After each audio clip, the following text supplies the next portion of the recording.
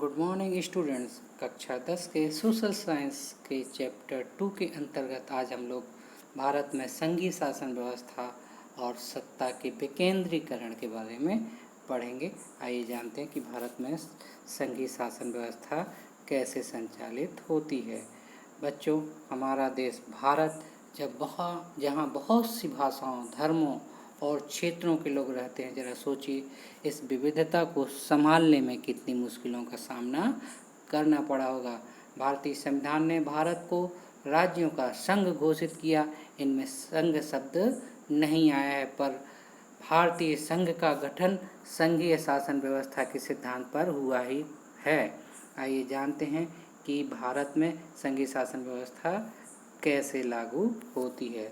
बच्चों, हम लोग देखते हैं कि भारत में जो संघीय शासन व्यवस्था है वो संघीय शासन व्यवस्था के 2 स्तरों को पूरा करती है। इसका प्रथम स्तर है संघ या केंद्र सरकार, और दूसरा स्तर है भारत में जो राज्य हैं उनकी सरकार है। लेकिन चूंकि भारत एक बहुत बड़ा विशाल देश है, उसकी आवश्यकताएं अधिक हैं, अतः यहाँ पर बाद में एक तृतीय स्तर और जोड़ा गया जिसे स्थानीय स्तर कहते हैं। इस स्तर में महापालिकाएं, बड़े बड़े नगरों में महापालिकाएं और छोटे नगरों के लिए नगर पालिका और गाँव के लिए ग्राम पंचायतों का गठन किया गया। आइए आगे बढ़ते हैं।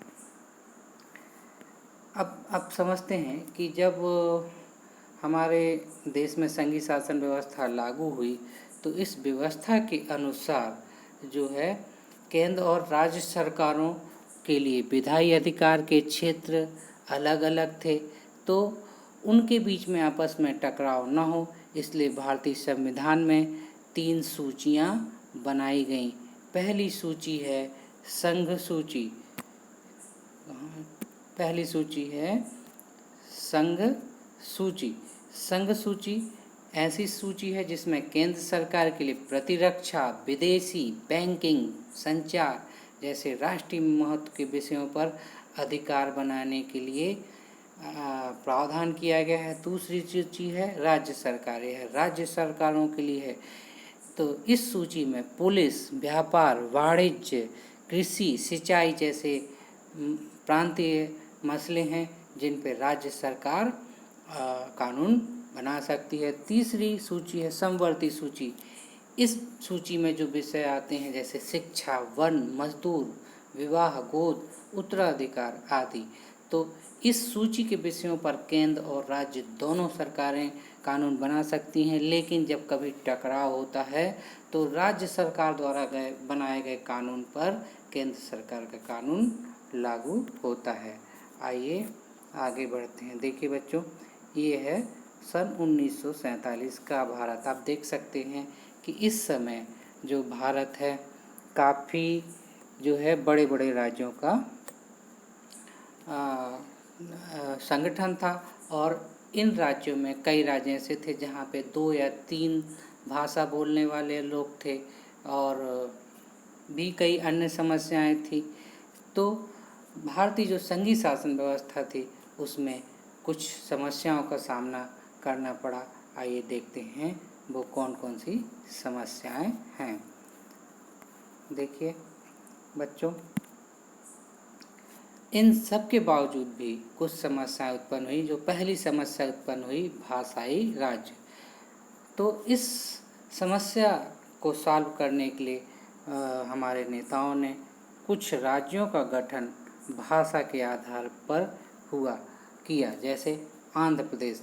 हालांकि हमारे देश के नेता भाषा के आधार पर राज्यों का गठन करने से डर रहे थे, लेकिन भाषा के आधार पर राज्यों का गठन होने के बाद भी हमारा देश और अधिक मजबूती से एकीकृत हुआ और विकास की ओर बढ़ा। दूसरी जो नीतिगत समस्या आई वो भाषा नीति को लेकर आई। ये समस्या ऐसी थी क्योंकि हिंदी लगभग 40% भारतीय बोलते हैं। इसके अलावा बहुत सारे राज्यों में अनेक भाषाएं बोली जाती हैं। तो हिंदी, इस समस्या को सुलझाने के लिए हिंदी को राष्ट्रभाषा का दर्जा न देकर राजभाषा का दर्जा दिया गया। इसके अलावा 21 भाषाओं को अनुसूचित भाषा का दर्जा दिया गया, और इसके अलावा राज्यों को अपनी अपनी राजभाषा रखने का अधिकार दिया गया। जो तीसरा जो समस्या आई वो आई केंद्र और राज्यों के संबंधों पे, क्योंकि शुरू में आप जानते हैं कि केंद्र में अलग दल की सरकार थी और अगर राज्यों में अलग दल की सरकारें होती थी तो देश बस सरकारें बर्खास्त कर दी जाती थी, जिससे केंद्र और राज्यों के संबंध खराब होते थे। बाद में कुछ मिली-जुली सरकारों का भी गठन हुआ और राज्यों में क्षेत्रीय दल का गठन हुआ और वे आगे बढ़े और बाद में हमारे माननीय सुप्रीम कोर्ट ने एक फैसले के द्वारा केंद्र सरकार द्वारा मनमाने ढंग से राज्यों की सरकारें बर्खास्त करने पर रोक लगा दी। इस प्रकार केंद्र और राज्यों के संबंध भी काफ़ी हद तक आगे बढ़े। आइए देखते हैं कि भारत में विकेंद्रीकरण अर्थात सत्ता का विकेंद्रीकरण कैसे होता है। जब केंद्र और राज्य सरकारों से शक्तियां लेकर स्थानीय सरकार को दी जाती हैं तो इसे सत्ता का विकेंद्रीकरण कहते हैं। और ये स्थानीय सरकार क्या होती है, तो बच्चों हमने अभी आगे ही पढ़ा है कि स्थानीय सरकारों के अंतर्गत बड़े नगरों में महापालिकाएं और छोटे नगरों में नगर पालिकाएं और गाँव में ग्राम पंचायतों का गठन चुनाव के द्वारा होता है। तो इसके पीछे सोच ये होती है कि स्थानीय मुद्दों और समस्याओं का निपटारा स्थानीय स्तर पर हो जाए, लेकिन ये भी शुरू में उतना प्रभावी ढंग से नहीं लागू हुआ। इसके लिए हमारे संविधान में संशोधन किया गया और संशोधन के द्वारा यह सुनिश्चित किया गया कि जो है स्थानीय स्वशासी निकायों के चुनाव नियमित रूप से हों। दूसरा जो सुधार किया गया कि इन निकायों में अनुसूचित जाति, अनुसूचित जनजाति और अन्य पिछड़ा वर्ग क्रमशः SC, ST और OBC के लिए स्थान आरक्षित किए गए। तीसरा जो महत्वपूर्ण कार्य संविधान संशोधन द्वारा हुआ वो कम से कम 1/3 पद महिलाओं के लिए इन संस्थाओं में आरक्षित किए गए ताकि महिलाएं भी सबल होकर उन्नति कर सकें। चौथा जो हुआ कि राज्यों में एक स्वतंत्र राज्य निर्वाचन आयोग का गठन किया गया और ताकि इन संस्थाओं के चुनाव निष्पक्ष और सही तरीके से सुनिश्चित हो सकें। और एक और जो महत्वपूर्ण काम किया गया कि राज्य को ये व्यवस्था दी गई कि वो अपने राजस्व का कुछ हिस्सा इन स्थानीय निकायों को देना सुनिश्चित करें। तो इस प्रकार से हम देखते हैं कि सत्ता का विकेंद्रीकरण द्वारा भारत में काफ़ी काम किया गया ताकि एक जो है देखिए एक बहुत मजबूत भारत हमारा बन सके। आज हमारे भारत में 28 राज्य और करीब 8 यूटीज़ हैं। तो इस प्रकार से आपने देखा कि भारत ने सत्ता का विकेंद्रीकरण और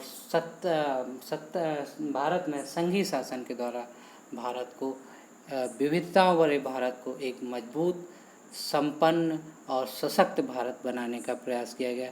तो बच्चों आज के लेक्चर में बस इतना ही। प्लीज़ वीडियो को लाइक करो और सबसे पहले सब्सक्राइब कर लो। Okay, good bye.